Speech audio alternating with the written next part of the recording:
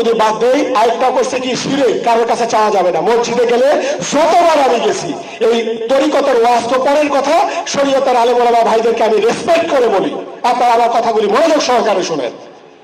আমরা কেউ শিরক করি না, কিন্তু এখানে একটা সমস্যা আছে, সেই সমস্যাটা সমাধান আমি আপনাদেরকে দিতে চাই। আমি প্রায় জায়গায় এই গর্দা ওয়াজটা আমার, এই বক্তব্যটা, এই প্রস্তাবটা আমার উপস্থাপন করতে হয়। আপনারা প্রত্যেকেই, আমরা যখন পীরের কাছে চাই আপনারা আমাকে শিরককারী হিসেবে উপাধি করেন। 99% আলেম ওলামা আমাদেরকে শিরককারী বলেন।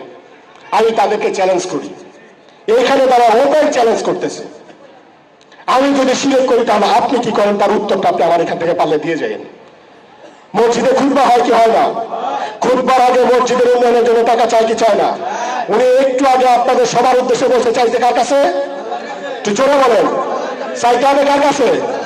খুতবা দিছে কোথায়? জোরে কর। জিন্দিগিতে করে দিলে মুফতি সাহেব আল্লাহর কাছে সিমেন্ট চাইছে, রড চাইছে, বালি চাইছে, তাহলে ওনার চাওয়ার কথা কার কাছে? চাইছে কার কাছে? একবারও কি বলছে যে আপনি যে দিলেন আপনার টাকা সুদে, আপনার টাকা ঘুষে, আপনি কি 5 ওয়াক্ত নামাজ পড়ছেন না পড়েন নাই? এই কথা কোনোদিন জিজ্ঞেস করে? আম জনতার কাছে মসজিদের জন্য টাকা চাই কি চায় না? আমি চাইলে শিরক, আপনি চাইলে কি? জোরে বলেন। আমি চাইলে শিরক। মসজিদ আল্লাহর ঘর, ওই আল্লাহর ঘরের জন্য সবার আগে আল্লাহর কাছে চাইতে হবে। আপনি এখানে ওসিলা পাইছেন না পান নাই? আপনিও আল্লাহর কাছেই চাইছেন, কিন্তু আল্লাহ পাক একটা উসিলা দিয়েছে। সেই উসিলা কি?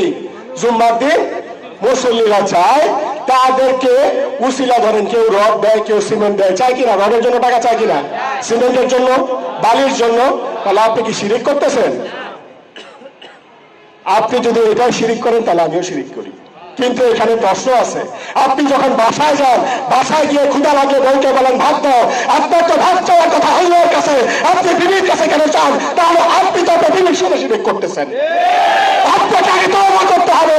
আর আমি আল্লাহ রাসূলকে পাওয়ার জন্য একটু নির্দিষ্ট কামেল মোকামেল আল্লাহর কাছে চাইছি।